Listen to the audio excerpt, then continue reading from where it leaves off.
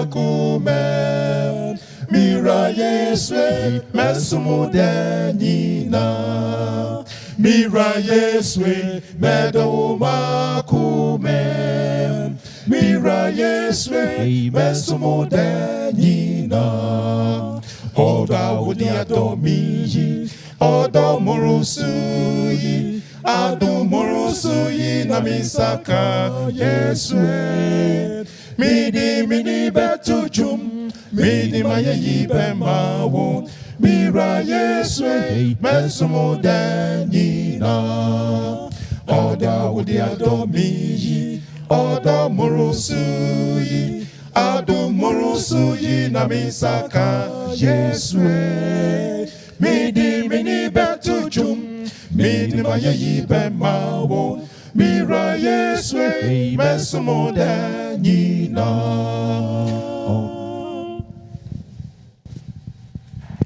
Mira Yeswe medo makume Mira Yeswe mesumudenina Mira Yeswe medo makume Mira Yeswe mesumudenina Au oda wudi adomiyi Odo murusuyi Adu murusuyi na misaka Yeswe Midi betujum Midi maye mawo Mira Yeswe mesumudenina Oda wudi adomiyi Odo murusuyi Adu murusuyi na misaka Yeswe Midi betujum Midi maye mawo Mira Yeswe mesumudenina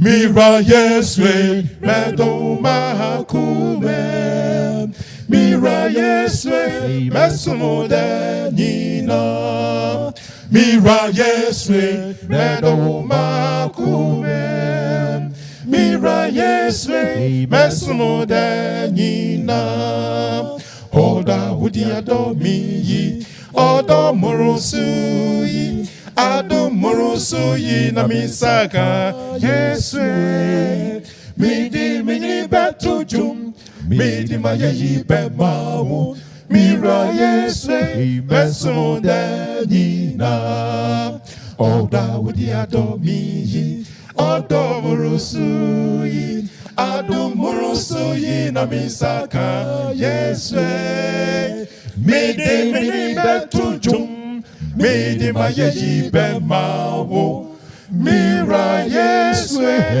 mesumudenina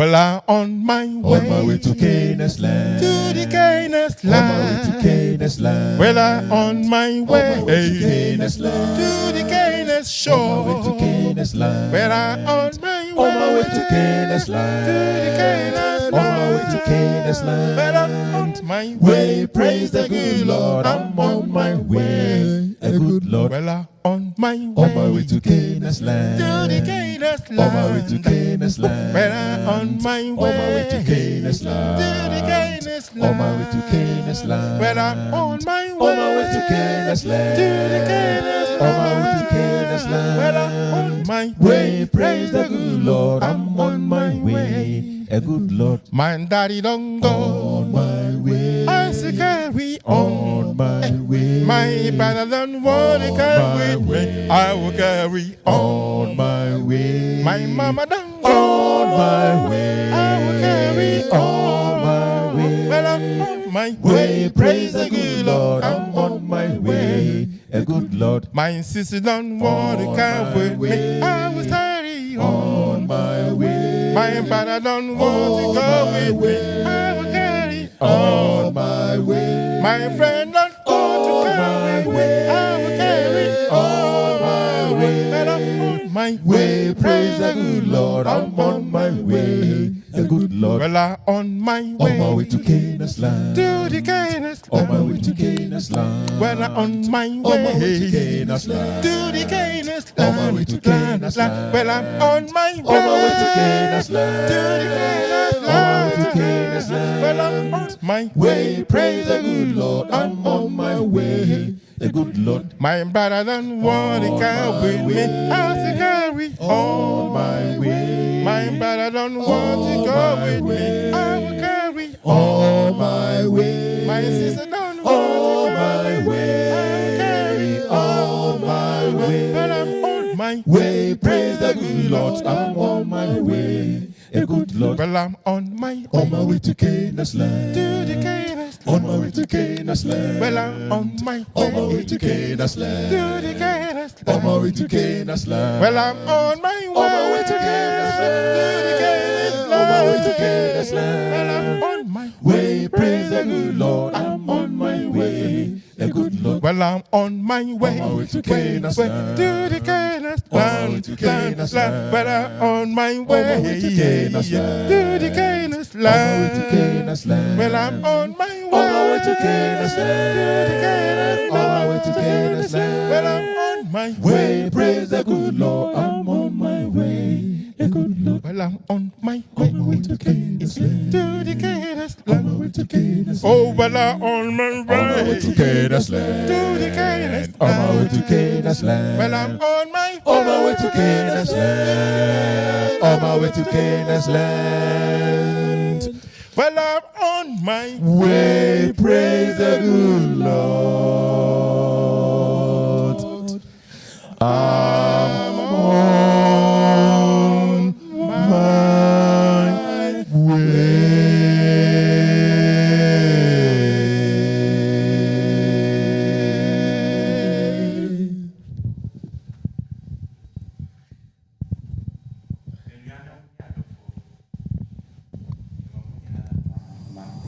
Good afternoon.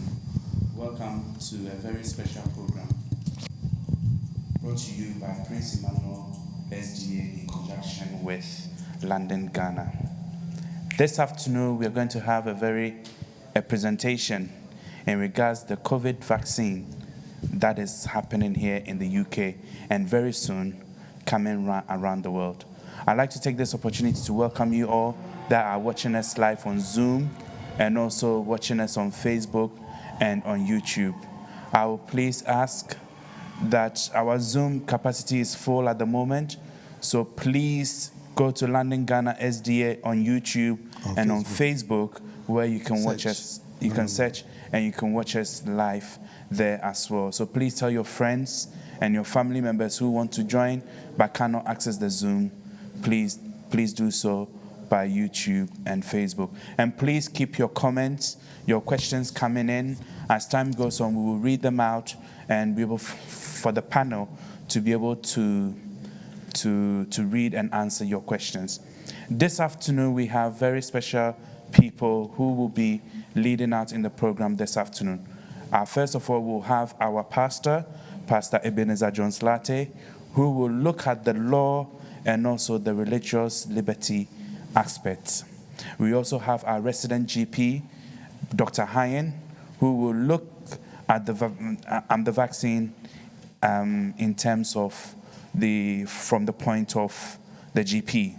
And then we also have live from Abu Dhabi, our elder David Anti, who is a microbiologist who will also be speaking what vaccines are and what they actually do for us human beings.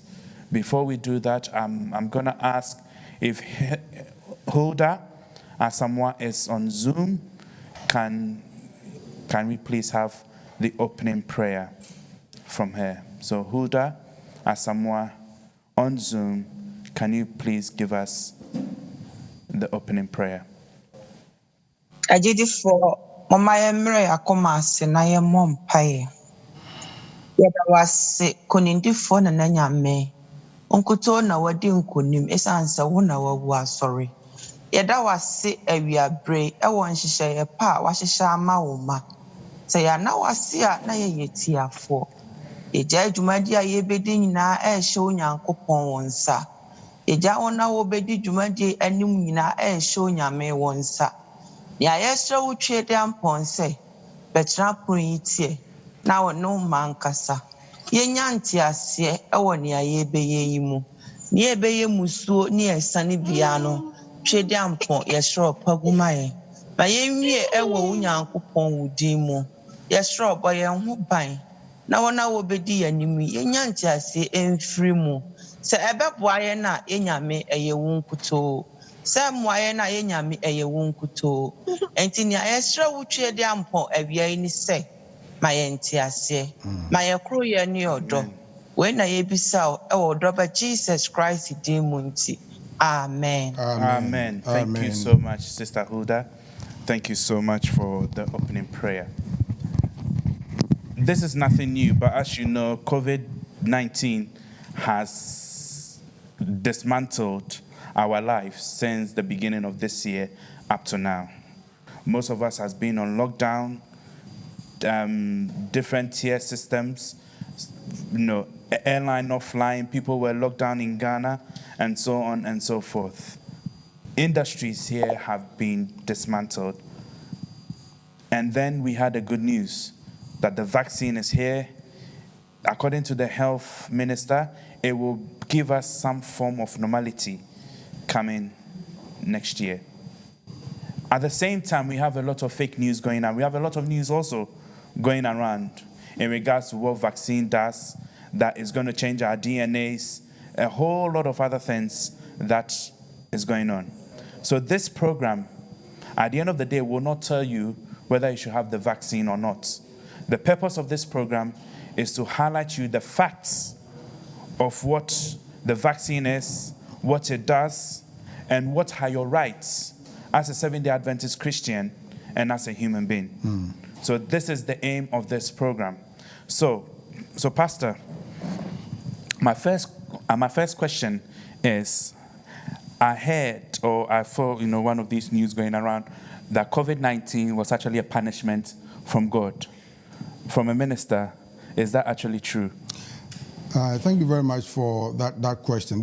What I call the polemic of COVID. In other words, there are strong views about what COVID, the impact is, whether it's from God or not. If you are probably a Baptist and you believe that good and evil came from the same source, then you may conclude that God is responsible for the COVID.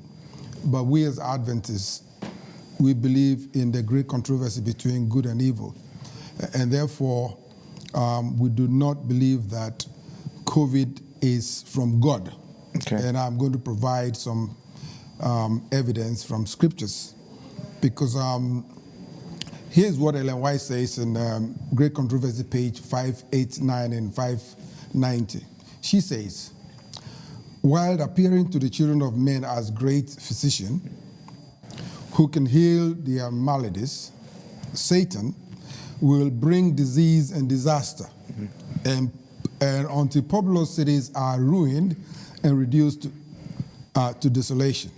Then she goes on to say, he imparts to the air deadly taint, and thousands perish by the pestilence. Now, she was writing this almost in 1895, that Satan was responsible for tainting the air, and as a result of that, people perish, and they don't know who God is. And she said these visitations are to become more and more frequent and disastrous. So we do not believe that, and I do not believe that COVID is a product from God, as some people may think. Here is my first evidence that I produced. Whenever God has intervened to destroy human life in this world, He's always protected His own. So look at our first case example, for example, in the book of Genesis 7, Noah and every living substance was destroyed from the earth. Only Noah and those who were with him in the ark did not die. So God knows how to protect his own. If COVID is from God, then why would Christians die? What kind of God is he that he will affect his own children? In the case of Job as well, we know that the infection that he had did not come from God. It was, although God allowed it. And therefore, the attack did not come from God. In fact, Satan accused God and says, you touch him. And God said, no, I don't touch my people. That's your work. So we know that whenever God is, in Genesis account, when God is responsible for a destruction, he keeps his people alive. Now, what about Sodom and Gomorrah as a second case? Because God was responsible to destroy Sodom and Gomorrah, he kept Lot and his family alive. He took them out of the city. He kept them alive. Then we go to Egypt, where the Israelites were there for over 400 years. When the 10 plagues were poured out, notice carefully that those who had the mark of the blood on their doorpost, none of the plague touched them. So God has the evidence. He has the history of keeping his people always protected when he's involved in the destruction of people. But what we know will happen is this. In the book of Revelation, we know something that is going to happen. The 7 last plagues, which God will be responsible for that one. And when it happens, God will protect his own because he knows that this is what he's been doing all the time. And so when you ask the question, if COVID is of God, no, COVID cannot be of God, because if COVID is of God, why would Adventists from this church die? Okay. So to summarize what you said, that this COVID is not from God. Definitely it's not from God. If you look at the spirit of prophecy, what Ellen White says and what the Bible says as well, it is Satan who is doing all these things. Of course, sometimes as human beings, we are responsible for our actions. If God is wise, that's why in the beginning he says, eat this, don't eat that. When we begin to eat what we are not supposed to eat, if COVID came from Wuhan, because the Chinese were eating all kinds of things, then we'll cross the barrier, and that's what happens. Okay, so before we go on to the next topic, Adventists, we are very known for our health messages, yes, our health principles. Is there anything within the health messages that could have prevented or that could have maybe stopped this COVID? If the virus is coming from animals, which I don't know, because that's what they say it is, because I'm not a scientist, but if they say people were eating bats, or that's why the infection came from, the virus came from, the transmission came from animals to human beings, then God is wise to tell us, eat this, don't eat that. Okay. Thank you so much, our pastor. We're trying to connect our next speaker, which is Elder David Anti. But before we go to him, I just want to check if there are any questions on Zoom. Anybody has any questions so far about what Pastor has said? If you raise up your hands, you'll be able to ask your questions, and Pastor will be able to answer it. Please, for those of you that are trying to get on Zoom, as I said, we've reached our maximum capacity. So please search on YouTube and Facebook, London Ghana SDA, and you'll be able to get us. You'll be able to get us there. Type in your comments there, type in your questions, and we will try and get them answered as much as we can. So, Pastor, as a Seventh-day Adventist, with this vaccine, we know from other vaccines that there's certain vaccine that we can't have because it has certain animal products in there. Now, with this vaccine, can I say, as a Seventh-day Adventist, what is my rights? As a Christian, what is my rights? We will come to rights. If you want me to go on, and then the other presenters can come and deal with that, they will deal with that. So when we look at COVID, I'm not a doctor, I'm not a scientist, so I'm not able to say anything about the vaccine. Okay. I can look at the legal side of things, so that's my area. So when we look at COVID-19, and we're looking at private and plus versus public health, all right, this is what if you're talking about human rights, this is what you need to be considered for your private rights and your public health as well. So let's look at those things before the Auntie comes on. On March 11, 2020, WHO urged all governments to take urgent and aggressive action to stop the spread of COVID. So when we talk about WHO, these are all nations that have come together, and they have decided that every nation must take urgent and aggressive action to stop the spread of COVID.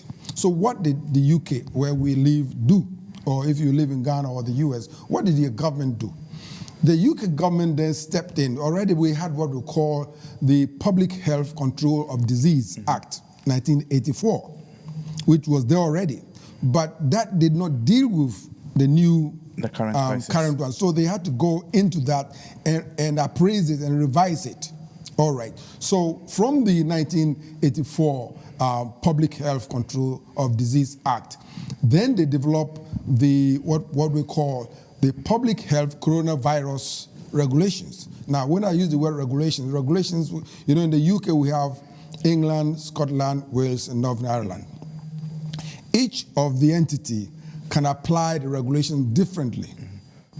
That's why it's regulations. So what England will do, perhaps Scotland may not do the same thing. So each of the four entities were asked to put in place something that could meet the needs of your devolved parliament. So we have what we call the Public Health Coronavirus Regulation 2020.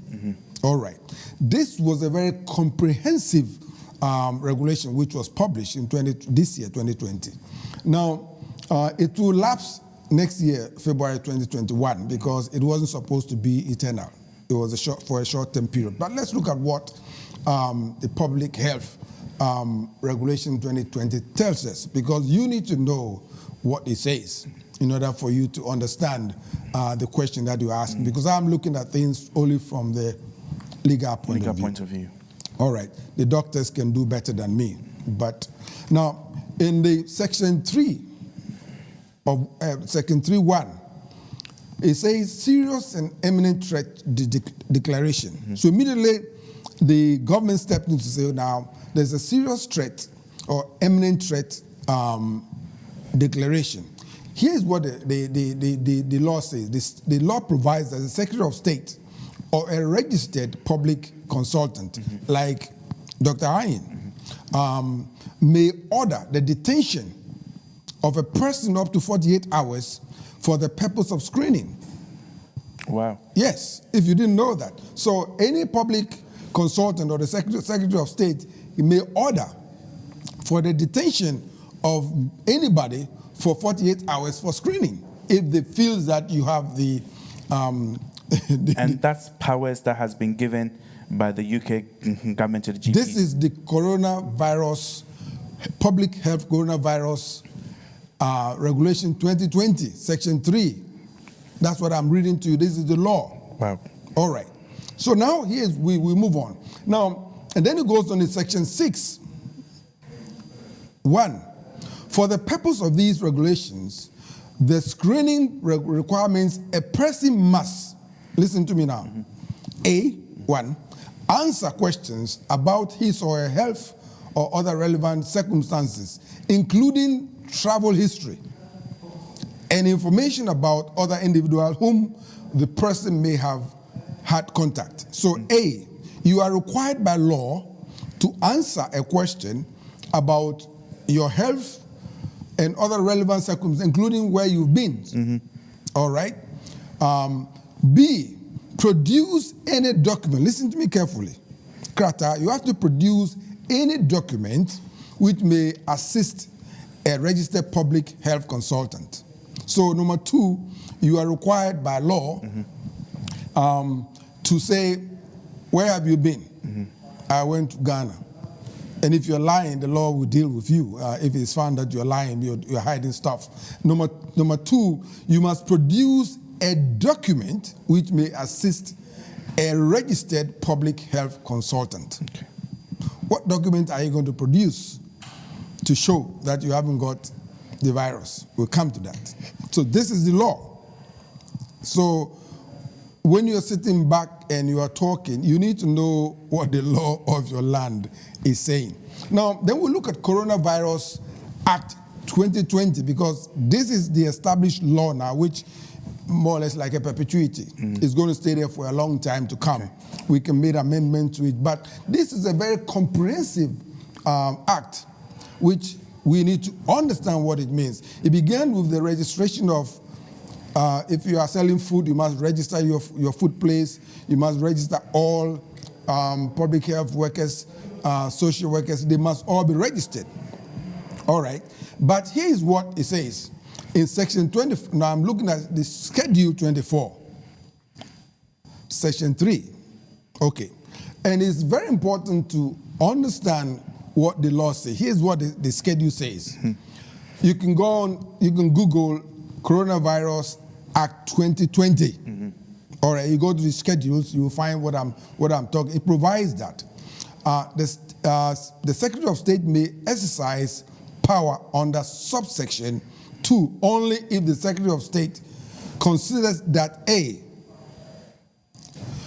coronavirus is having or is likely to have an adverse effect on the capacity of persons responsible for making national security decisions. Why did we put our Prime Minister into isolation? The law made it so, because he has to decide on matters of national security, and if the virus is going to affect his thinking, he must be isolated. Wow. This is the law. Schedule 24 is what was used to put him, even if you didn't want to go, you have to go because you are the one making decisions on national security issues. And if you're going to be affected by COVID, then you got to go. This is the law. Now, if it applies to the Prime Minister, what about me? All right. So we move on to say, if there's a question you want to ask on those areas before I move on to your human right and my human right, which is Article 8 of the HCHR, European Convention of Human Rights, Article 8. So with the understanding, okay, so maybe before we come to the right, as I said, can I then therefore decide not to have the vaccine, and what are going to be the implications? I'm not there yet. You're not there yet, okay. So I'm not there yet, but I think Doc is here, so he might be able to join us soon, and we'll consider those things. Hold fire to that question. Fire, because that's a burning the doctor will tell you that is coming through. I don't from our decide viewers. Yes. whether I only deal with the law. Okay, I've told you that from the biblical perspective, COVID could not have come from God. Okay. Now we're looking at the law, and are looking at 3 laws which you need to be aware of. Okay. Coronavirus, Public Health. Public Health Act. 1984. And then Public Health Coronavirus Regulation 2020 and Coronavirus Act 2020. All right, these are the things which we need to be. Now, more importantly, in Coronavirus Act 2020, if you go there, you find what we call forfeiture at the end of the document. Now, the forfeiture is that the government then said, because of the impact of the virus on citizens, banks were now forbidden to forfeiture mortgages. So where previously you could lose your mortgage, the law then began to protect you a little bit further. So it's not that bad. Okay. Now, so let's look at your right and my right. And your right and my right is enshrined in what we call the Human Rights Acts 1998 of this nation. Okay. Where we subscribe to the HCHR, European Convention of Human Rights. Now, it is different from the European Union. Okay. The European Convention of Human Rights binds every European nation. And Article 8, this is what it says, and I'm going to read that to you. Section 1 of Article 8. It says, everyone has the right to respect for his private, family life, home, and correspondence. Okay. So that is your right. You have a right for privacy. You have a right to live, to have a wife. You have a right to live life fully. Okay. Okay. But then that's look good at news. Well, that's good news. Okay. But look at Section 2 Okay. of the Act. Here is what it says. There shall be no interference by a public authority with the exercise of this right, except such as in accordance with the law and necessary in the democratic society, in the interest of what? National security. All right? Public safety. But hang on, isn't that contradicting what the first one is saying? No, it doesn't. It's not contradicting. The law doesn't contradict itself. It's not telling you the conditions upon which your right can be interfered with. Okay. All right. So you have a right, but if the issue surrounds national security, all right, and public safety or economic well-being of the country, or for prevention of disorder or crime, for the protection of health and morals. Okay. Under these circumstances, your right is no longer absolute. Okay. You get that? I get that. Correct. So you can be jumping around and say, well, I have a right. But when your right borders along the line of public health and public safety, national security, your right then becomes subservient to the nation. And that's a rule of law, which is okay. So if you want to ask a question in that area, then before I proceed. No, carry on. Okay. I will sum up the questions at the end. Now, when you look at law, the court always takes into consideration what I call reasonability and proportionality. So is what you're doing, is it reasonable? Is it proportional? Proportional is that you're not using a sledgehammer to crack a nut. So for example, if in criminal law, if for example, I came to you with a paper and you shoot me because your life is in danger, your act is improportional because I don't have a gun, all I had is paper. If you use the paper to slap me, your response is proportional. All right. If you were chasing somebody and the person is running away from you and you shoot the person at the back, your action is not proportional. It's not rational as well because your life is not in danger. All right. So you look at reasonability and proportionality. Okay. So now you ask your question, if you're going to have a vaccine, is it reasonable that you have it? Is it proportional that you have it? All right. Now, the law is, in terms of ultravirus, in other words, whether the law is illegal, the law already says that when it comes to public health and national security and protection of health, your health can be intercepted. That's the law. But now, the reasonability of it, you remember when we look at coronavirus, the schedule? No, when we look at the Coronavirus Act Schedule 24, it says what? You must do two things. I remember that. Yes, the first one. First one is that you must answer to a public body where your whereabouts, including your travel. The second one says you must also produce a document when it is required to show that you don't have it. So what sort of document, therefore, are we talking of in this? Some say is what we call an immunization passport. This is what is being discussed now, that you need a passport to show that you haven't got the disease. Dogs have passports in the UK and France when you want to travel with them. So you need to produce a document. Now the document, here's what is being proposed in terms of the document. There are few documents which the government is dealing with, which you have to produce. And the minister, when he was asked about these documents just last week, in fact, on Tuesday, the minister refuses to rule out COVID passport. He won't say whether it's going to happen or not. Yeah, he won't answer the question. Of course, there have been pressure. When you look at, say Desmond Swayne, who is an MP, a conservative, a Tory MP, he has warned Boris, Prime Minister, not to coerce Britons from having what we call COVID vaccine passport. So he's warning, because there are human rights MPs who are saying, no, we don't need passport. You recall that the Tory government, if you go back a little bit, it was the Labour Party who introduced ID cards. Yes.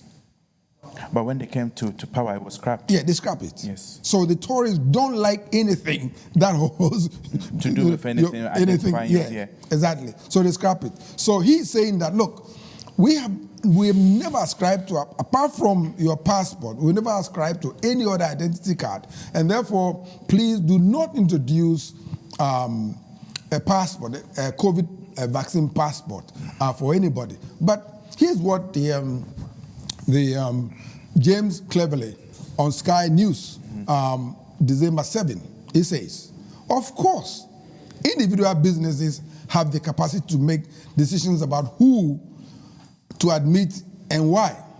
So what he's saying is this: Tesco's or Sainsbury or any other store has the right to say, you are not coming into my shop if you haven't got a passport.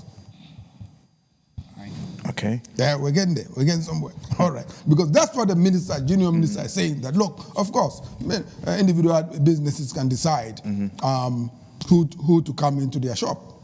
So if the cornerman shop says, before you come to buy milk from my shop, you need to produce a document to show that you haven't got COVID, why not?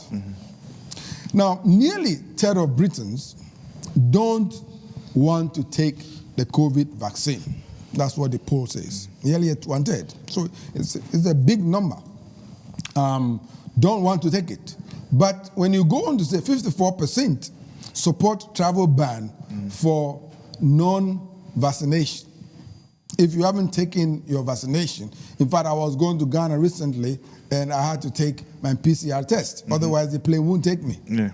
All right. Now, you may kick and fuss and say, oh, no, that is not right. But when you were coming to this country, if you went to a visa, you would have produced your health card before the embassy will give you the visa. Well, if you don't want to produce it, then you don't come. Don't go. All right. I hope you get that. So, Sky News on December 8th said 54%, the poll that they did, they support some form of a travel ban for those who do not have the passport. Okay. So this is where we're going. Yesterday, Qantas, Australia Qantas, they have said, no vaccine, no travel. No travel. You're not going on their plane if you haven't got the vaccination. Because let me give you an example. Like, for instance, if you're coming from Ghana, if you don't have a TB, if you have a TB vaccination, you can't come to the UK. Exactly. So are we heading into that sort of, if you don't have the vaccine, then means that you can't travel to certain countries? This is where we are going. Now, here are some questions that I want you to consider as we begin to I hand over to Dr. Ayin. Number one, to what extent are you prepared to be in the company of a person or persons with infectious disease? If I have it, would you be sitting with me? Think about that. Number two, now, Coronavirus Act 2020, Schedule 21, Section 2 and 1, provides that a person is potentially infectious. A person is potentially infectious at any time if the person is or may be infected or contaminated with COVID, and there is a risk that a person might infect or contaminate others with COVID. The doctor can speak to that, but this is what the law says. The law says that a person is potentially infectious at any time if that person may have an infection or can contaminate other person. Now, so the question which I asked is that to what extent are you prepared to be in a company of a person with infectious disease? Then number two, which is the last question, is this. Is there any legal obligation on London Ghana Church to prevent members from infected or contaminated persons.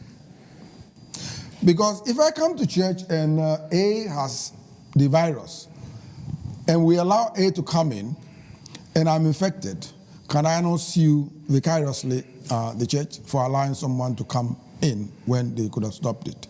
I think they'll have the legal mandate. They can sue vicariously. Okay. Because if you came here and you fall down and your foot is broken, then London Ghana may be sued because we didn't have a platform which is flat. And that's why you fell down. So we may be legally liable. Or the SDA church may be legally liable. That is the risk management, not per se, the London Ghana per se, but our insurance will be able to cover these things. Here's a statement from the GC, which I think all of us need to pay attention to. He says, the statement reads, Seventh-day Adventist Church places strong emphasis on health and well-being.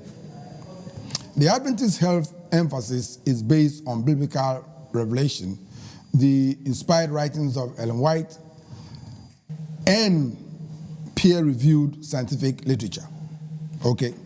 Goes on to say, as such, we encourage responsible immunization, vaccination, and have no religious or faith-based reason not to encourage or adherents to responsibly participate in proactive and preventative immunization programs. We value the health and safety of the population, which includes the maintenance of herd immunity. Doctor will have to explain what is herd immunity. I'm looking at the legal side of things. And finally, the statement says, we are not the conscience of the individual church member or recognize individual choices. These are exercised by the individual, and the choice not to be immunized is not and should not be seen as the dogma or the doctrine of the Adventist church. So what the church is saying is that when it comes to the immunization, the SDA church is not going to make a statement to say, take it or don't take it.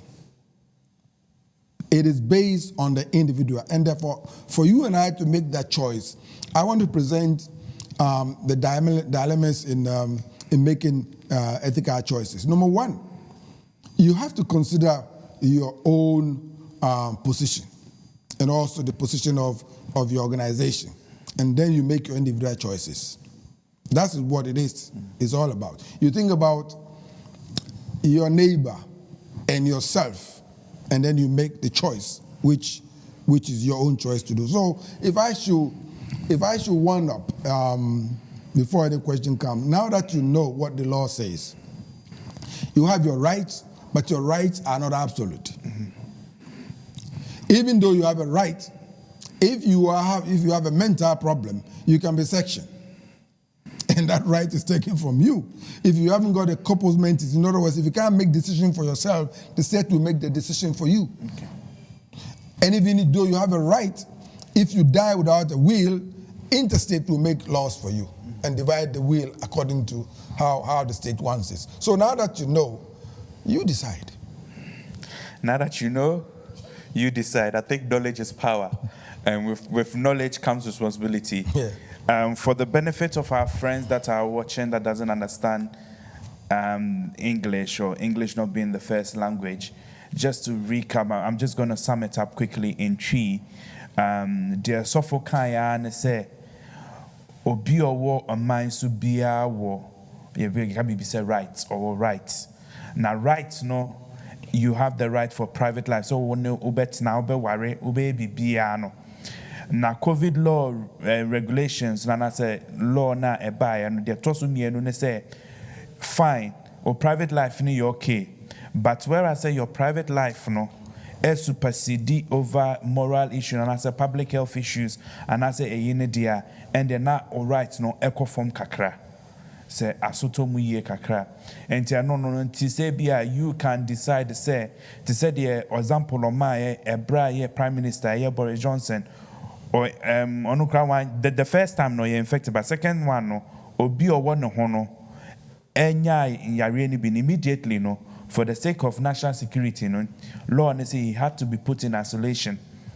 So the beya and am yare no ha nena dream because say okra important ejuma also ye ema aban no enti no na sofo e kan eche no kan say as a 7-day Adventist ye 7-day Adventist as a 7-day Adventist no ye headquarters no enhye emra emma obia say chinchina wo vaccine na say enwo vaccine no mo de amawo say why you individual why you your own choice no why na fe ye de ofiri se beye ama wo yere ene wo mba ne obusia wo dwen omo so amen dwen omo ho nko a na mom dwen wo neighbors and your community a ewo around na de sofo kan ye me den so de wo dwen hu ye wo be pesa oni obi a owo amiare ni bi no betna te se de me ne sofo etna se ya me so omi dwen hu ye pa sisi a ye wo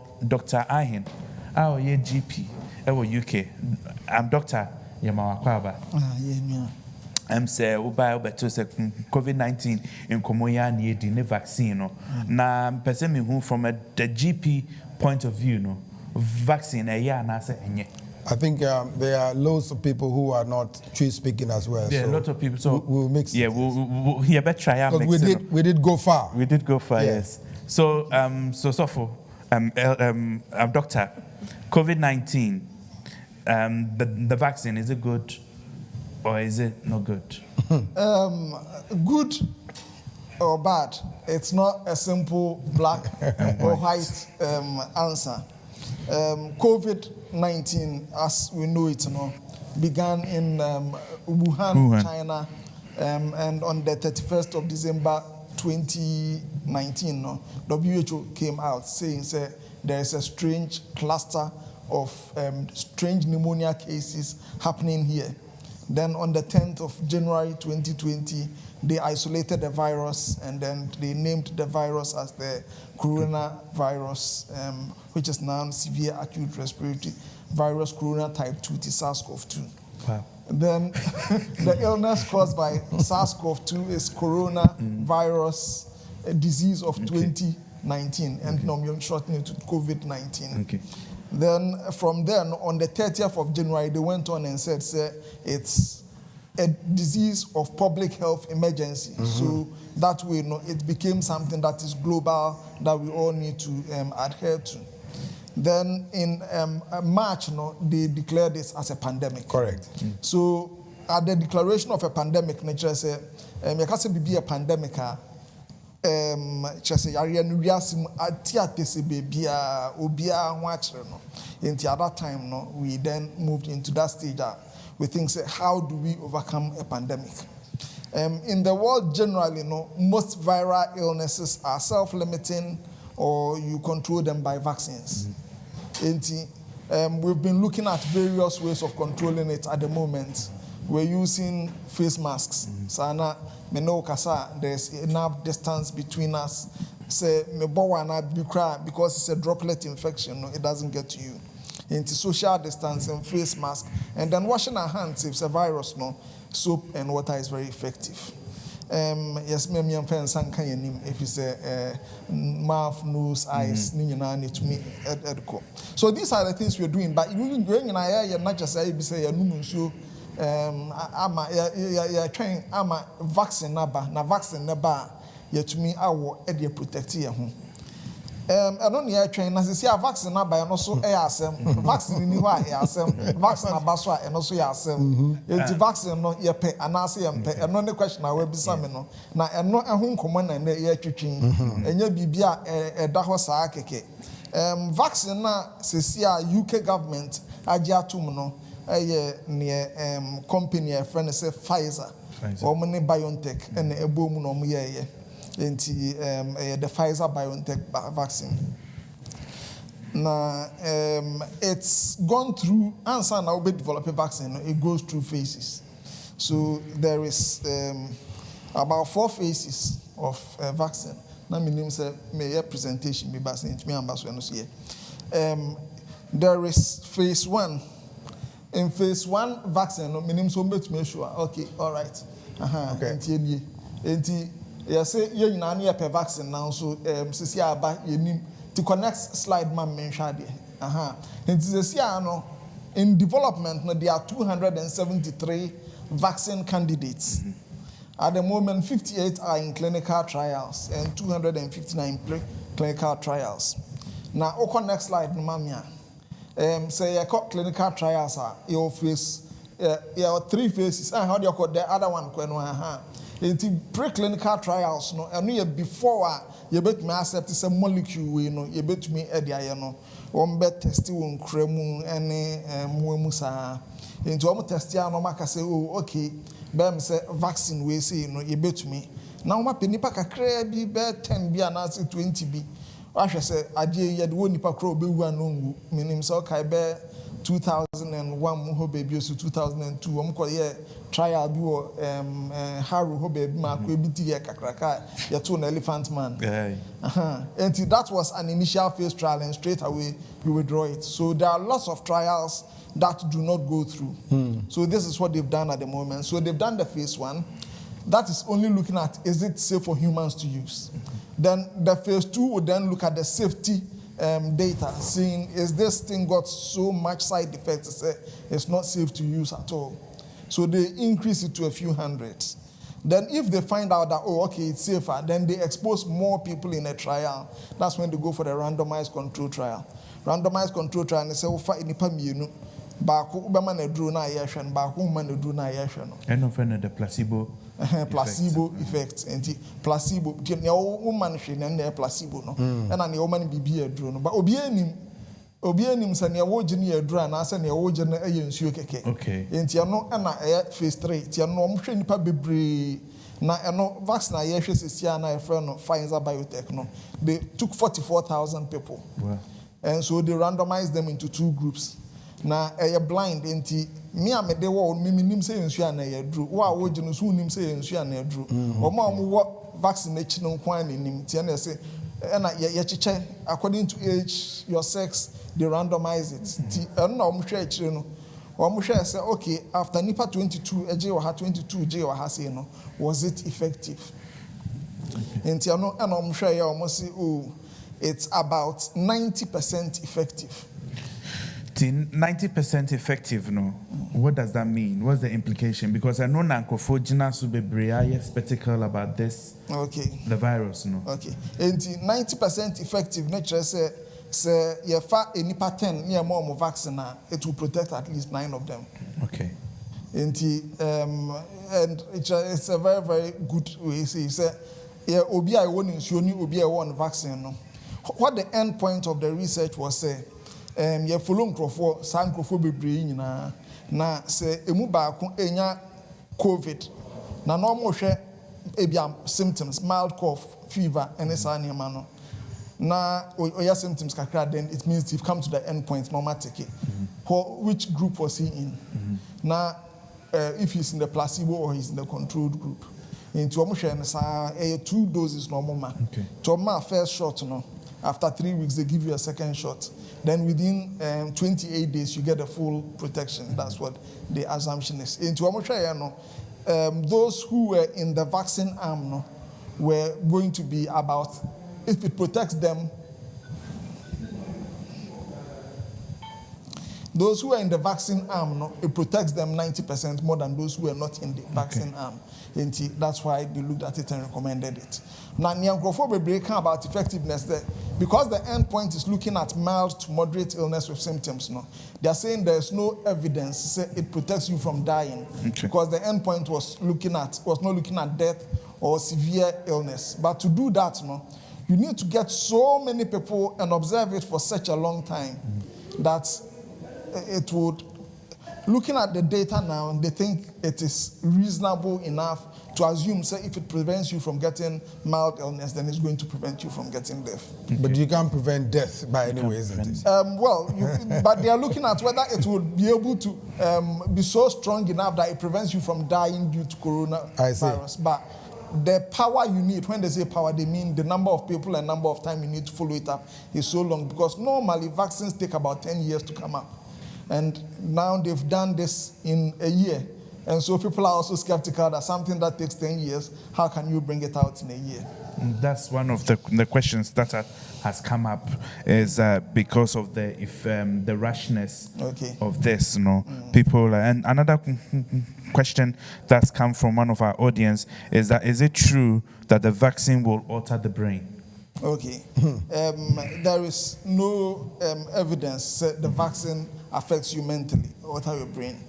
So what's happened is, normally in the past when we do vaccines, you take egg and then you maybe culture some bacteria or viruses, and then you withdraw it, and then you denature it until such a stage that it's no longer infectious, then you inject it into the person. Now they use the new technology, because the egg it takes a long time. So the new technology they used was, they took the virus, they took the infective component, which is the spike protein. It's like a horn on it. So they took just that horn, they then took it to the lab, they synthesized that one, and then that then becomes the molecule on which it's an artificial molecule, but it's based on the RNA. That's the protein which is used in making more of the protein. Looks like the virus, but it's just a bit of the protein. The body then is able, they inject this in the body. The body then says, oh, this is the part of the virus that comes to attach to human beings. So then the body produces antibodies, which is T cells, and also produces antigens against this. So the next time actually coronavirus attacks, the body's already got a defense mechanism against it, and then works against it. So that's how they developed this one. So it was much quicker because it was done by reverse. So you're doing it in reverse instead of doing it from the egg and then going gradually. Now you've actually taken the original thing and then you're tricking the body to produce its own thing. What people are worried about at the moment, they say, now that you're asking the body to now produce it, is it going to be part of the body's own production, and is it going to affect your DNA? The evidence is that the RNA that they use, that they've injected in, gets degraded in a few days. So it doesn't stay there long enough to cause you any long-term effect. I mean, there is limitation. The limitation is that this has been less than from April to November. That's about 7 months. Something that usually takes 10 years, 5 to 10 years you've done it within 7 months. So people get worried. But so we don't have the long-term data, but in terms of the data they have now, it's safe. Okay. Thank you so much, Doctor. One other question, I think a question that just came in, I think it's already been addressed when Pastor was saying, it says that, what is the Seventh-day Adventist position on this drug? And we've already said that the Seventh-day Adventist is saying that he's not going to make any statement as to whether you should take it or not. As I said earlier on, you will have to make that decision on your own. I think the Seventh-day Adventist statement is not so open. They basically are saying, we encourage you to take it. Yes. We encourage you, but it's your choice. At the end of the day, you make the choice. They've given you the information. And so they're saying they follow peer-reviewed scientific journal. Currently, the peer-reviewed scientific journal is actually for the vaccines. So in a way, they are saying, we encourage you to take it, but at the end of the day, nobody can actually force you. So you make the choice. Okay, thank you so much, Doctor. We're going to come back to you, but at the moment, we have online our microbiologist, Elder Auntie, all the way from Abu Dhabi. Elder, I believe it's good evening over there. Elder, good evening. It's 8 o'clock here. Greetings to everyone. Hello, Pastor. Hello, Doc. Hello, good evening, Dave. I'd like to take this opportunity to welcome you to our lively discussion. Now, as a microbiologist, I know that Doctor has touched on a bit, but I'd like you to go a lot further and tell us what is a vaccine and what does vaccines do to our body? Thank you very much, Kennedy. Is it okay for them to share my screen? That will help a lot of people. If they have it, why not? Yeah. share the screen here? No, he will share the screen. It has to be shared. Yeah, he will share the screen for. Let's keep talking. while Okay, you share. Elder, whilst you are sharing your screen, the technical team sort you out. Okay. Pastor, Doctor, another question or people's fears, the fact that these things seem to have taken a short time. Whereas, as you said, sometimes even AIDS has been here for a very long time, but we still don't have A vaccine. vaccine for it. So the skeptical people are saying that how come COVID-19 has compelled certain individuals or companies to come up with a quick vaccination? That's what people's fears are. It hasn't been properly tested. It hasn't been properly tried to make sure that the long-term effects. Okay. What do you have to say about that? So that's what we were talking about, that within 7 months, we've come up with this vaccine. So is it really effective? So actually, on one of my other slides, you'd have seen that there's a phase 4. So in phase 4, we're giving it, but they're still studying the effects of it. Because as it goes on, you still continue to study. So we're basically going into the phase 4 bit of it now. And it starts with the MHRA recommendation. So they've looked at it. They've looked at the data, and they think it's safe. How they did it was this. Usually, like I'm saying, the technology is different. They've changed the technology. So because they are now using machines to produce the protein, that means that bit is shortened. On the other hand, also recruitment of people. It used to be that you're finding people to join trials was very difficult. With social media and the current pandemic, they could recruit people more easily, so they could get more numbers to do it. Funding. Getting money to promote a vaccine is very difficult. But with the current pandemic, loads of people need a vaccine, so funding is very, very easy. They managed to have a lot of funding. Also, whilst the research was going on, they also started manufacturing at the same time. So they were doing things in sequence. So because they could put one on top of the other, on top of the other, and then with internet and everything, data can quickly be synchronized. The machines are quicker. So synchronizing the data, as soon as that person writes it there, this one gets it. We're all on a blockchain technology. Everything is on top. So that means things can be compacted, and that's how it's been compacted. And I guess it's necessity is the mother of Is the mother of all invention, isn't inventions. it? Yeah, because at the rate that things are closing up in this country and everything, they had to get a vaccine as quick as they can. Yeah. Elder Auntie, I believe, is ready now, so we're going to go over to Elder Auntie all the way in Abu Dhabi. Elder, thank you so much. Over to you. Thank you very much, everyone. We thank God for this privilege. And I'm going to show, my first slide is going to be a little video that I want everyone to watch. It's going to show us a bit about what we are talking about when it comes to vaccination. And then it will take 2 or 3 minutes. After that, I'll share a few things with you. Prepare to Thank you. fight off harmful diseases. First, let's start off by introducing a group of sickening germs called pathogens. Picture pathogens the same way as you would the villains in a comic book series. People should stop These calling. villains include some viruses, bacteria, fungi, and protozoa. They are microorganisms with a diabolical plan they wish to achieve, to take up residence in your body.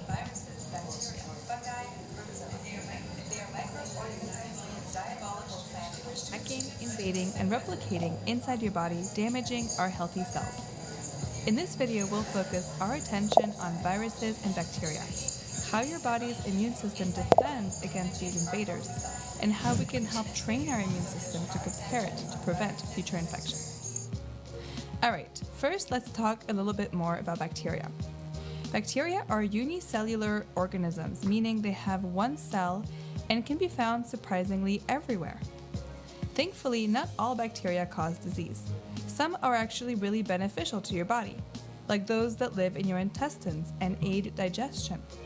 However, there are also dangerous ones that are responsible for diseases like strep throat, tuberculosis, food poisoning, syphilis, and so on.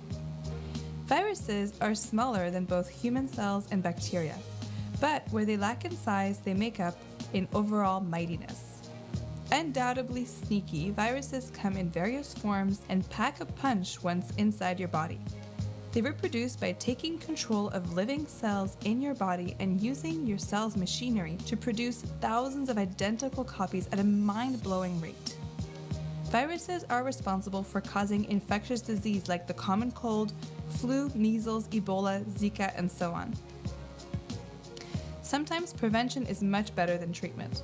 If you prevent a disease, you don't get sick in the first place. And if you're not sick, you can't spread the disease to others. How can we do this?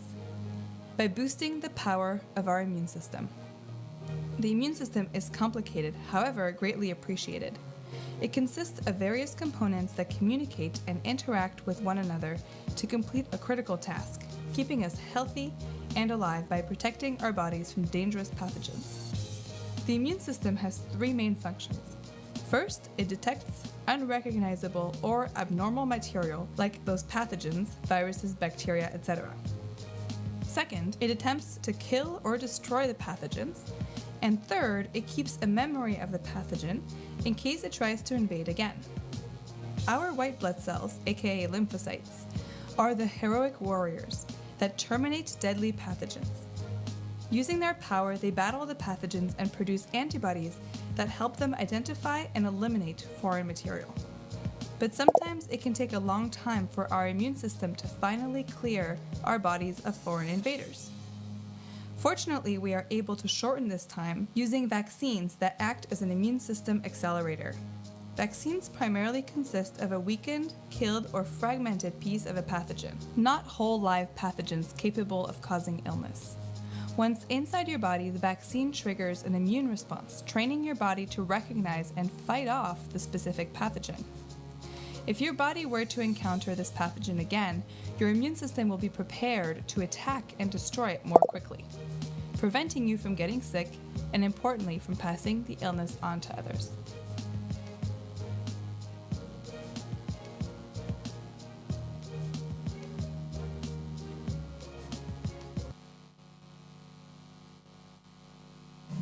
Okay, so does the virus, does the vaccine alter a person's DNA?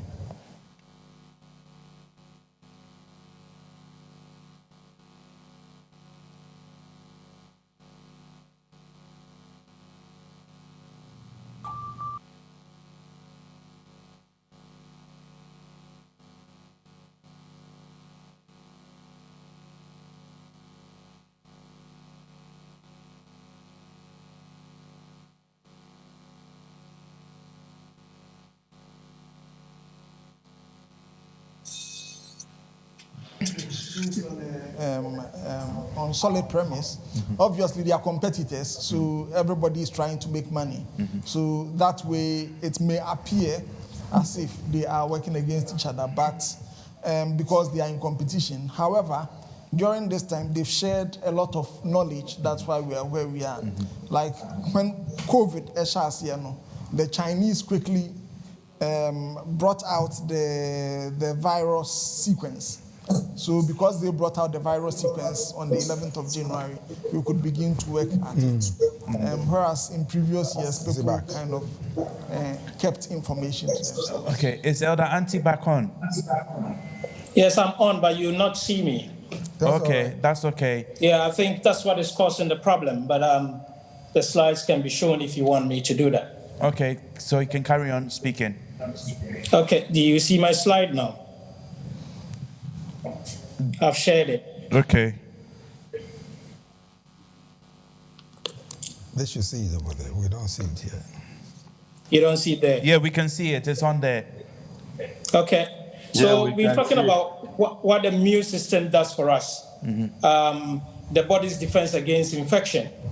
What happens is when germs like viruses and bacteria come to us, they multiply.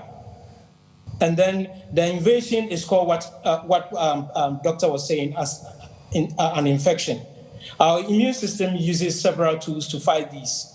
Some of these tools come from the blood. The blood contains the red blood cells and the white blood cells. The red blood cells take the oxygen to the cells and tissues and organs, whilst the white blood cells help us fight infection. As well as there are different types of white blood cells, as doctor said. We've got the macrophages, and we've got what we call the T cells and the B cells. What the macrophages do is they actually swallow up all germs that come to our bodies. And when they do that, they leave behind parts of the germs that has actually invaded us. And these germs are called antigens. And when these antigens are found around, they are very dangerous. When the body's fighting system, these white blood cells see these antigens, what happens is that they attack these antigens. And the things in us that attack these antigens are called antibodies. The B lymphocytes are the defensive white cells that produce these antibodies that attack these species of viruses, bacteria, and even the macrophages that is left behind. Sometimes they do fight these things. We also have what we call the T lymphocytes. These are another type of defensive white blood cells. They attack cells in the body that have already been infected. So they are also called the memory cells. So for instance, if you get infected and they fight you, what they do is they also remember you. So when you come back again, they have a different way of fighting you. That is the T lymphocytes. So what is vaccination? It's been said already. It's a simple, safe, and effective way of protecting people against harmful diseases before they come into contact with them. And it uses our body's natural defenses to build resistance to specific infections and makes our immune system stronger. That is all about vaccination. Vaccines train our immune systems to create antibodies, just as it does when it's exposed to a disease. So, because vaccines contain only killed or weakened forms of germs, like viruses and bacteria, they do not cause any disease or put you at risk or anybody at risk. There might be some complications, but sometimes it's very rare. Most vaccines are given by an injection, but some are given orally or sprayed into the nose. When we get vaccinated, we are not only protecting ourselves, but we are also doing what? Protecting those around us. How vaccines work. Vaccines reduce risk of getting disease by working with the body's natural defenses to build protection. When you get a vaccine, your immune system responds and it recognizes the invading germs, produces antibodies to fight the germs, and then remembers the disease again and how to fight it when it comes in the future. So, how are vaccines developed and tested? Quickly, let me go through it. I think Doctor went through it really well. First, it's tested in animals to evaluate how it is safe and how potentially it can prevent disease. And then it is tested in human. When they start testing it in humans, that is when it is called clinical trials. And most of these vaccines have to go through 1, 2, 3 phases before they can actually move out and come out as safe and efficient. The first phase, the vaccine is given to a small number of volunteers. Doctor has said that already. Phase 2 is given to hundreds and thousands of volunteers as well. But the phase 3 is the most important one. This is where it's given to thousands of volunteers, some of who receive the vaccine and some who don't. So they collect data and find out what has actually happened to those who received it, what has happened to those who didn't receive it. Once the results are available, reviews are done for efficacy, which is basically the ability to produce the desired or intended result. And then there is what we call safety, which is basically unlikely to cause danger, risk, or injury to you. Then they move on to do the production, which is the manufacturing. Our vaccines save. Vaccination is safe, and side effects from a vaccine are usually minor and temporary, such as a sore arm or a mild fever. So, more serious side effects are possible, but extremely rare. Any licensed vaccine is rigorously tested across multiple phases of trials before it is approved for use. My question now is, as Pastor asked, if you find out that somebody is positive for COVID and is coming to your house, will you be willing for that person to come to your house? That's one of the questions we need to face. The other bit is we also have to know the God we serve. Let's take, for instance, Isaiah 41, verse 10. If somebody can read it, or I can just straightforward tell you what it says. Isaiah 41, verse 10 says, behold, the Lord God, no, it says, sorry, it's 41, verse 10. It says, fear not, for I am with you. Be not dismayed, for I am your God. I will strengthen you. Yes, I will help you. I will uphold you with my righteous right hand. And Exodus 15, verse 2 also gives us something to hold on to. As Christians, we need to know that even with this COVID situation, our God is with us. Let us focus on looking on Jesus.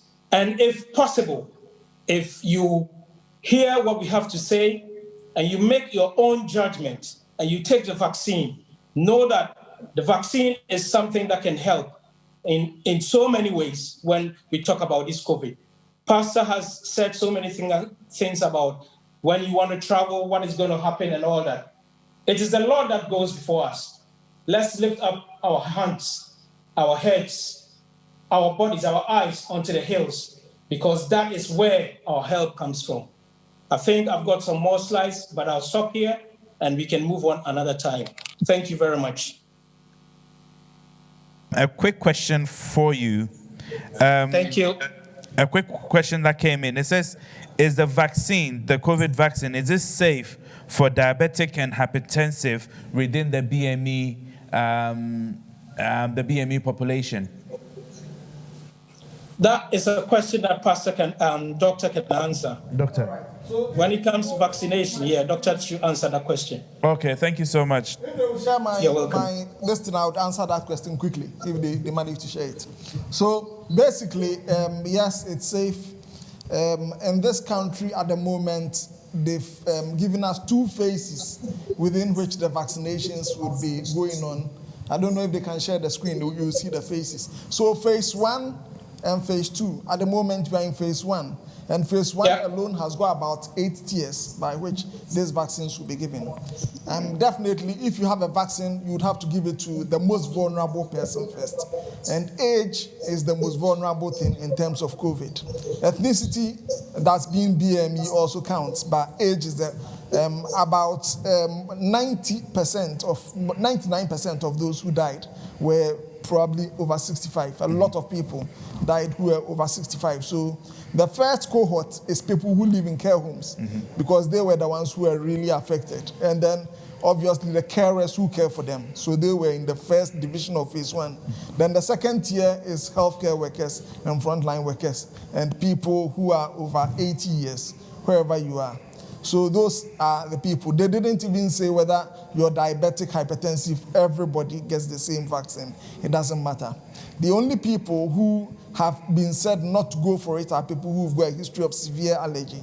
Maybe you use an EpiPen. So because of the way they produced it, it's more immunogenic. So, and it's brought up severe allergies into people.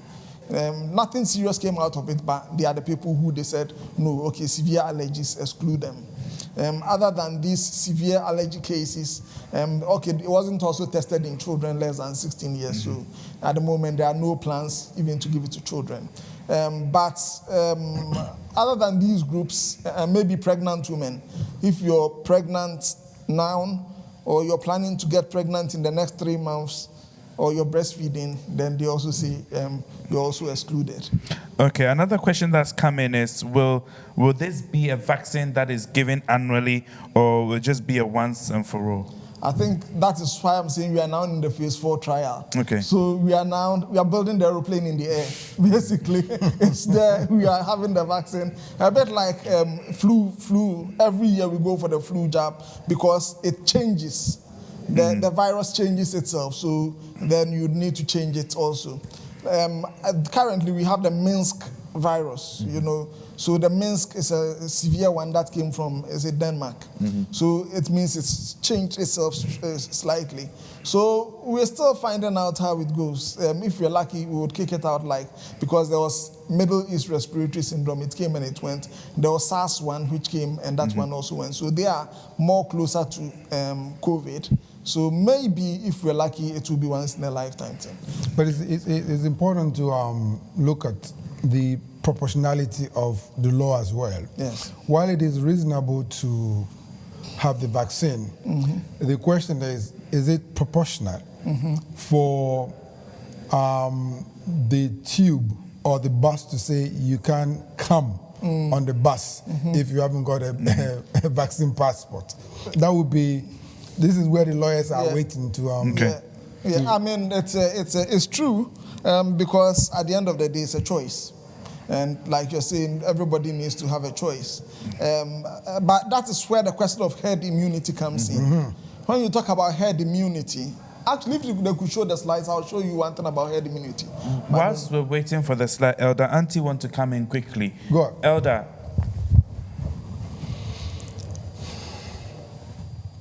Elder Auntie. Hello, can you hear me? Yeah, we can hear you.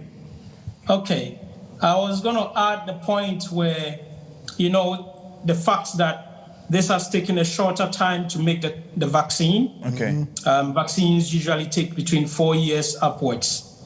But the point I need to make on that is, we've got a lot of things that are going on when it comes to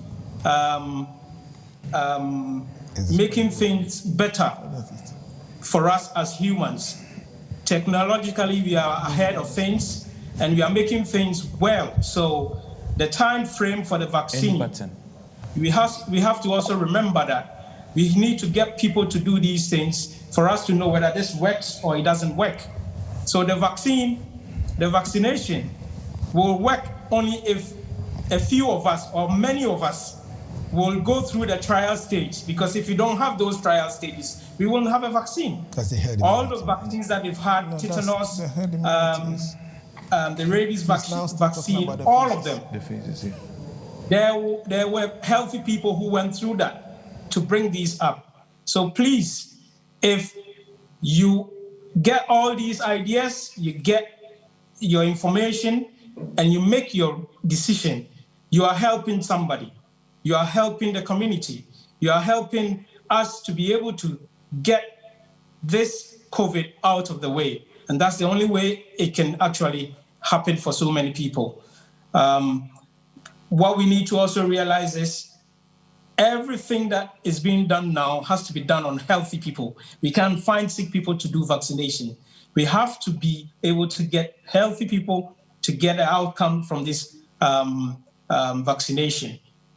Thank you very much. Thank you so much, Elder. Let me just read out some of the comments that are coming from Facebook and YouTube.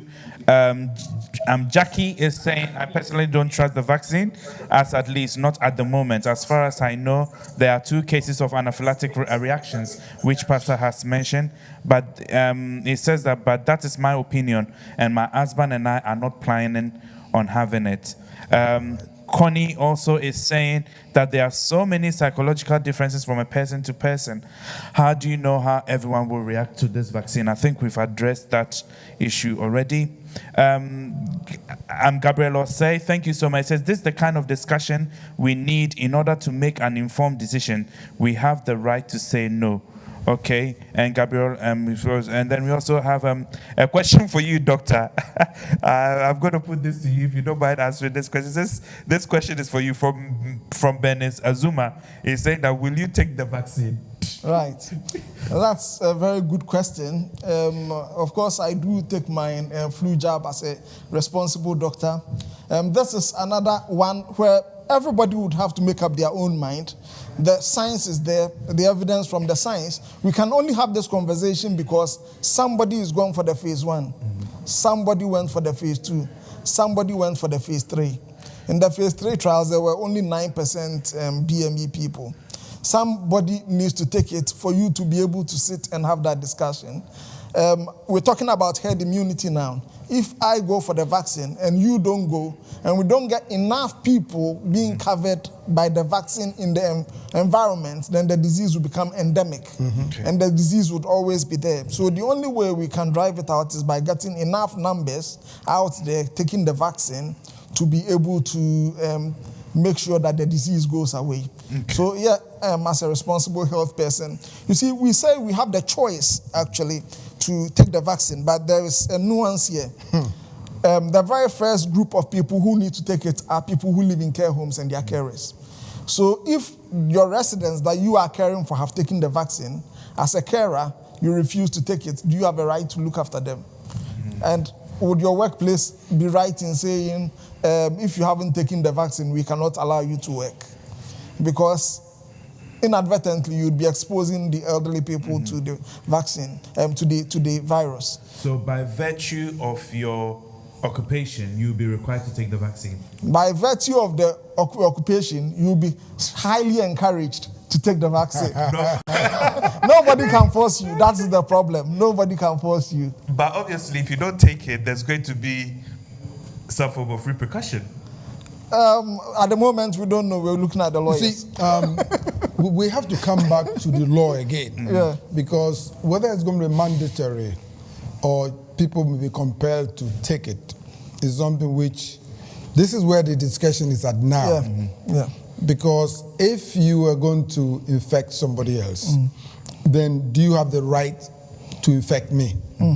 Your freedom stops where my rights where my right begins. And here's what the law says. It says that Public Health Coronavirus Regulation 20, Section 6, Article 6, Section 1.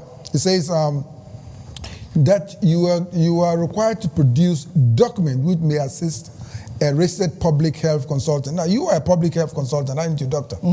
So the law requires you, if you think that I have a virus, even to ask for my detention for 48 hours. It hasn't come to that yet. This is what the law says. No, he says, let me see, let's read it again. Okay, whilst Doctor is reading, we have Elizabeth T, who has raised up her hand on Zoom. So we're going to give her that opportunity to speak. Elizabeth, Mamiti, is it Auntie Eli? Yes. Hello. Thank you kindly. I have some concerns. I have a friend, a school friend, who is a medical nurse practitioner, who lives in Australia.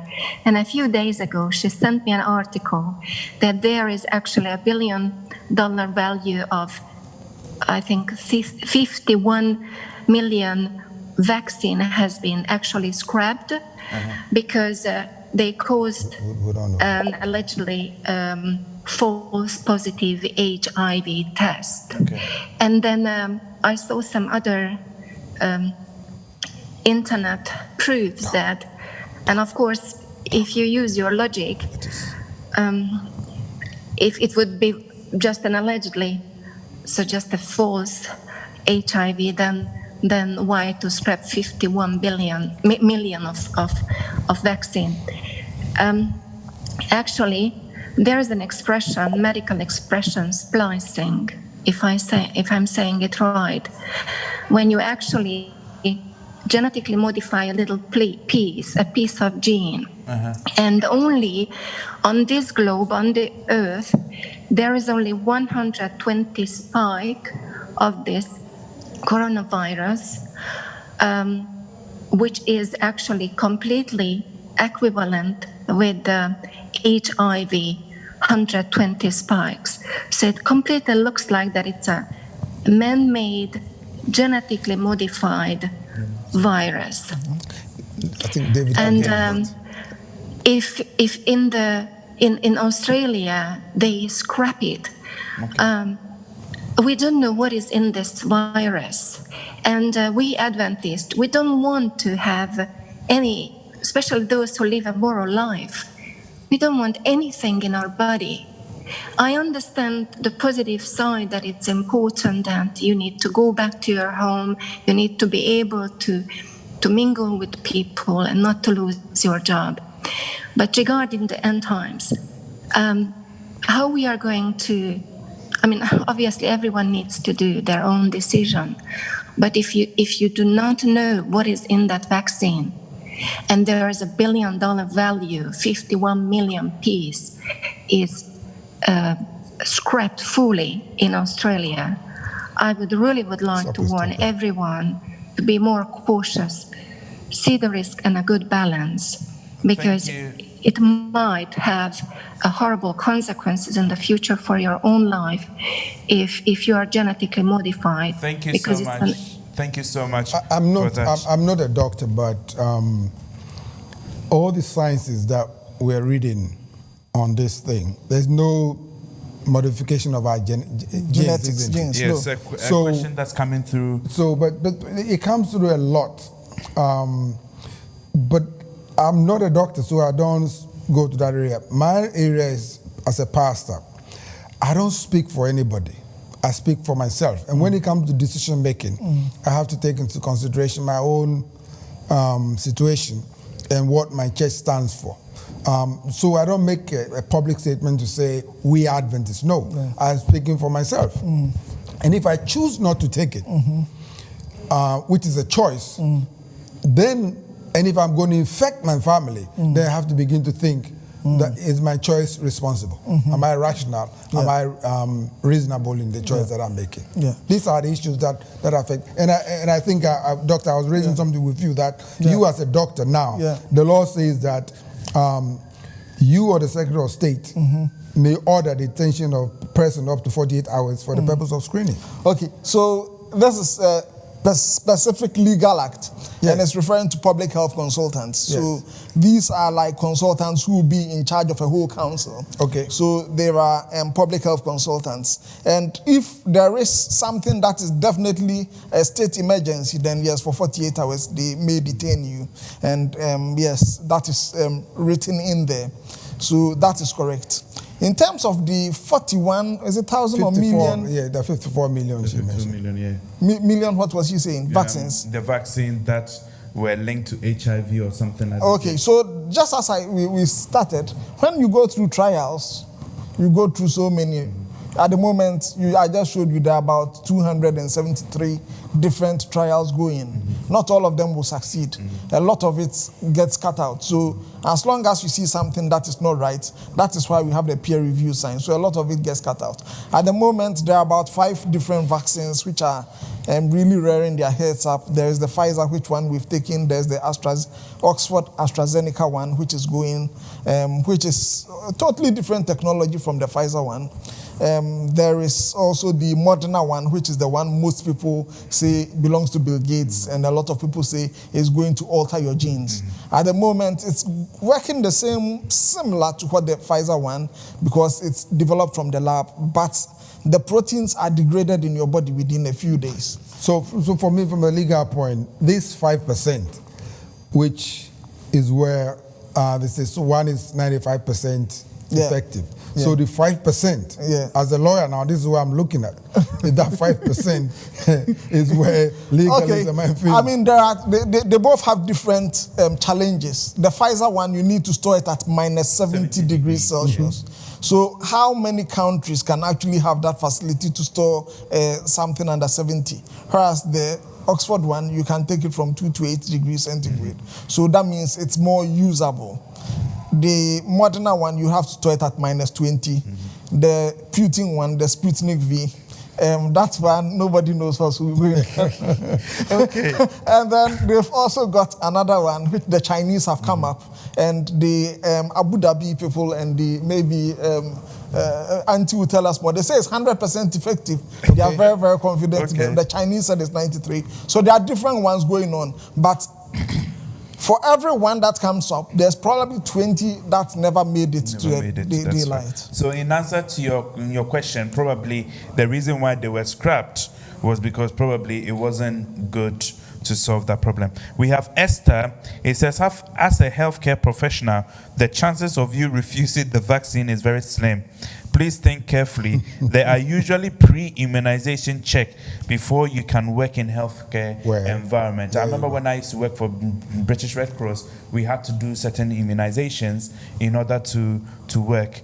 I said, okay, we have a few people that have their hands raised up on Zoom. Mami Inshira has raised up their hand. Mami Inshira, welcome. Can you please ask your question, please? Mami Inshira, are you still there? Yeah, I am. Okay, thank you. Okay. I have a question, and it's regarding people who have allergies. Okay. Who should not go and trial the vaccine at the moment. I personally have multiple allergies to a lot of things, and one of my pharmacists calls me 1 in 100,000, 1 in 1 million, meaning all the rare side effects that sometimes is not even recorded. I'm the kind that will get it. No, you don't get it then. Okay, I think doctor answered that something question. Something like... No, go on, sorry. Pardon?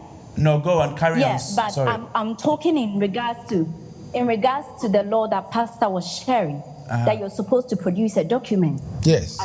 When required, to show that you can't infect people. Mm-hmm. So my question here is, if you've had a COVID antibody test, right, that showed that you had COVID, so maybe you've got 2 memory cells of COVID, would you still be required to have the vaccine in such a situation?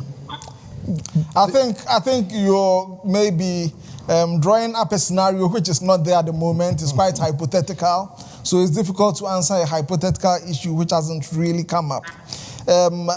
This would be under extraordinary circumstances when you would be required or detained. In terms of requiring a documentation, if you go and work in certain areas, you might be asked to produce hepatitis B vaccine because you work in health. If you're going to Ghana, if you don't bring your yellow card, they will tell you, oh, you cannot actually enter here because you need your yellow fever vaccine to enter it. So there are areas within which you would need to be able to produce it. In terms of being severely allergic at the moment, you cannot have it. So if you cannot have it, then you cannot have it. That is the position. However, if you've been infected and you have the antibodies, you're still recommended to have the vaccine. But I think currently you need a antigen test or the PCR, which is at the same. Because I was going to Ghana, I have to do the test. That is the PCR test. And then get to Ghana and do it again within 72 hours. Yeah. So, well, if you don't want to go to Ghana, you don't do it. Because if you want to go, then you have to do it. Yes, yeah. Okay, thank you so much. I hope that answers your question, Mami Shira. Yes, thank you very much. We have audios also. Our time is almost up, so we've got audios and then we got audios. Audios, can you come in, please? Have I mentioned your name correctly? Audios? Okay, if that's not available... Oh, Kafra, Pacho, Kafra, why that Edini at the bar, but them say, Okay, me Pacho Casamai. Yo, me yada in Kopasi na Yabeda Monsumasi or Inumapa, Moye Maye, any Enchiltra Mode Amaye. Yada Sibibri, now Martin Bizano Cose. And Ukraine, Hunam Famudi, and Churchill Modema, no, a passing na a boy. Nancy Yaya Gidifui, send a home famuso. Near Yakan Esiko. If we say a yak on the free, trust them na Mayati, and near my Ebeba a Yebri. Mihuni say, Mintimin Cassa or so for an answer lawyer. Because in the castle, you know, or can't Nipan say as a Lord side. And when you know, Wamaya Hunu, and Remuno, and Shishaya, a woho. Mipam John Mutimene. Patra, yet a party cassa. Yo, and Remuno, Yahuno, Shishaya, a woho.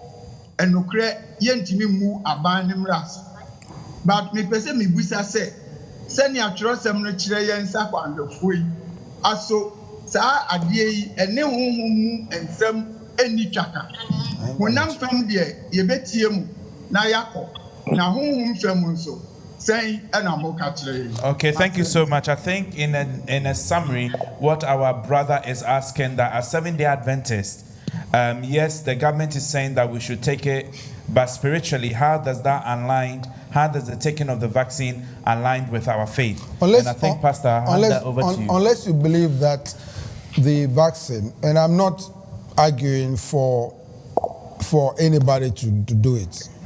If you believe the vaccine is the mark of the beast, that if you have it and you could have 666, then you may not take it. But the church of which we belong to, which is an organization, has made a statement. And their statement is this: the SDA Church places strong emphasis on health and well-being. The Adventist health emphasis is based on biblical revelation, the inspired writing of Ellen White. Now, remember, we have hospitals all over the world. Now, our hospitals are going to give the injection anyway, because this is, you go to Loma Linda or Florida Health or any other health that we have, they are institutions based upon the visions of our prophetess. Now, and we believe that there's a peer review of scientific literature. The more they review it, the more safer it is. Now, the church says, as such, we encourage responsible immunization and vaccination, and have no religious faith-based reason not to encourage our members to responsibly participate in proactive and preventative immunization programs. So this is what my church is saying. I don't believe that the vaccination has to do with mark of the beast or Chinese, 5G or something. I want to make the decision which is best for me, also for my family. And if I choose not to have the vaccination, then I must bear the consequences. All right, thank you so much. I think our time is almost up, and I'm going to go over to Abu Dhabi, Elder Auntie, to give us some final words, and then I'm going to come to Doctor and then to Pastor. So, Elder Auntie. Elder Auntie, are you still there? Thank you very much. Thank you, Brother Kennedy. I have to make a point, let people know about the situation in terms of the fact that some of these clinical trials, as I said before, healthy individuals have to do it. If you get what I mean, healthy individuals. So, in as much as you think somebody else has to go through that, and then when it's ready, you benefit from it, somebody else is sitting down and waiting for you to do it as well. I remember when the time came for us to go and help in Sierra Leone, if I tell you the amount of vaccinations I took before going to help, you'll be amazed. But to God be the glory, that has helped me. And I can say this here right now, that because of that, I hardly go to the hospital. I'm not sick. And so my advice is, with all that is going on, trust your Lord. He is there to deliver you in anything. If it has come to the point where you have to take the vaccination, take it. If you believe God will take you out of it, He will, unless you don't trust God. If you're a child of God, He has a way of making things right for you. That is what I have to say. Thank you so much, Elder. Doctor, before your final comment, there's a question that keeps popping up, and I think that we didn't get a chance to address it. But the question and the fear is that, will this change your DNA? Will the vaccine change your DNA? At the moment, there is no evidence that the vaccine has changed anybody's DNA. So there is no evidence that that's happened. It's very, very unlikely that anything like that would be happening. Doctor, explain, but if the vaccine changes my DNA, that means I will not be what I am today. I will be completely somebody different. What they mean is slightly different. That what they mean is your body might begin to produce other things which like you were not initially programmed to produce. And a WhatsApp message I was going around some time ago was that the DNA will make our children have 3 legs rather than 2 legs. Yeah, so things like that. Yeah. So that is why I'm saying at the moment we're building the aeroplane in the air. Mm-hmm. So there are certain things that only long-term research will show.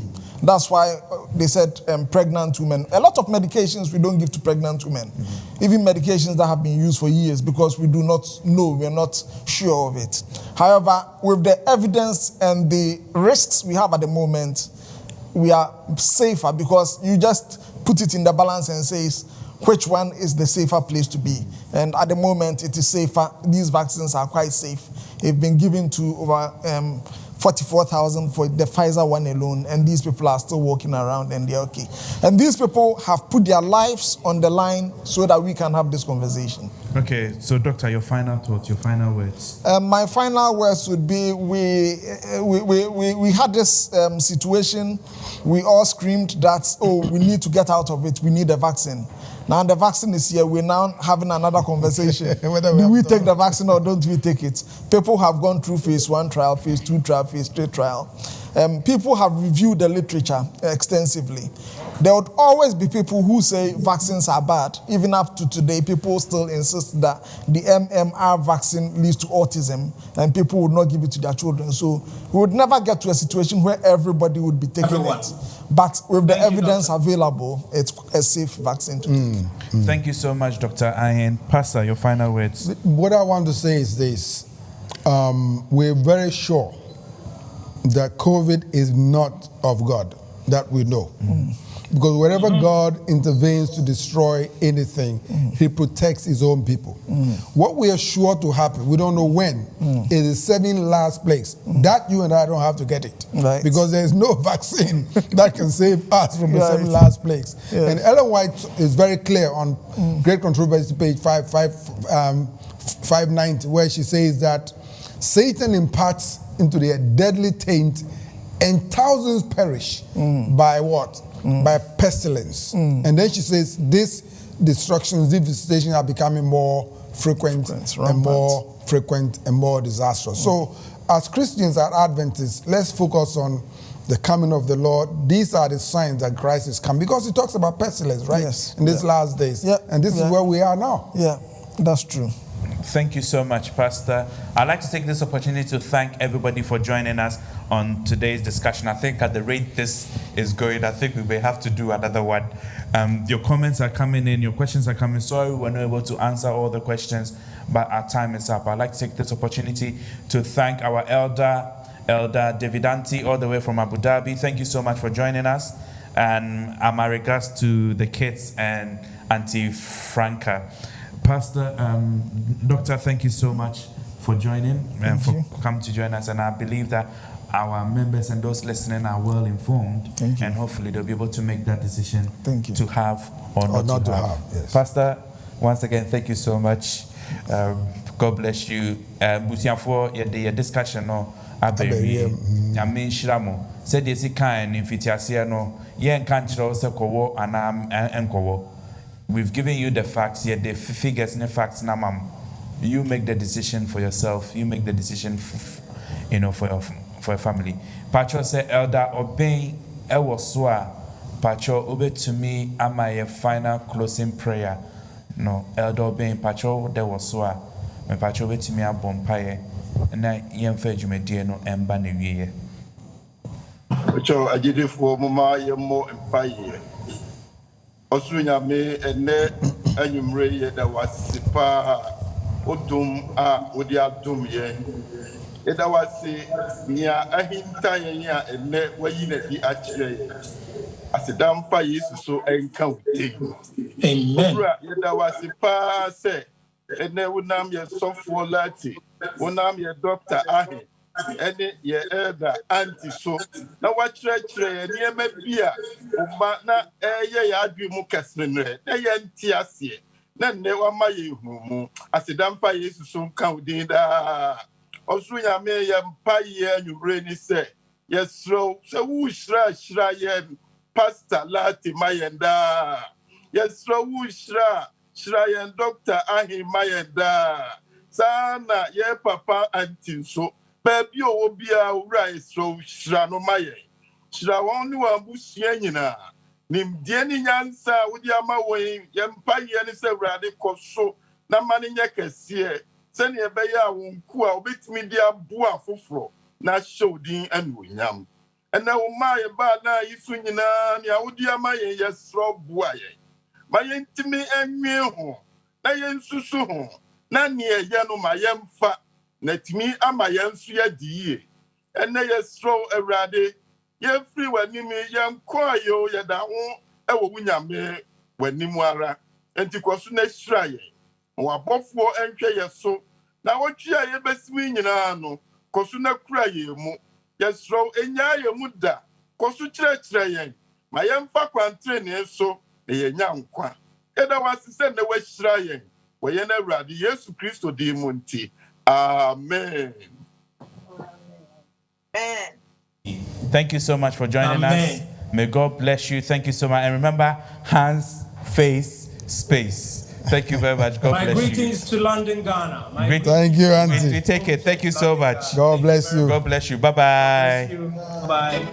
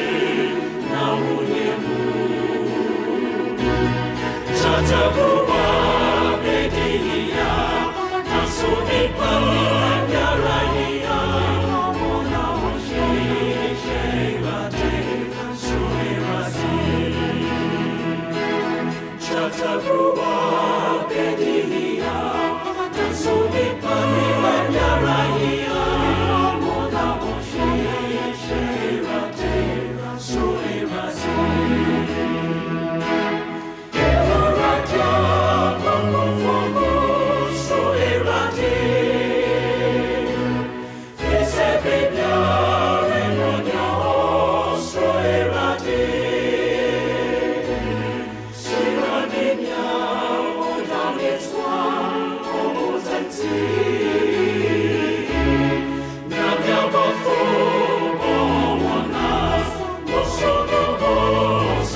She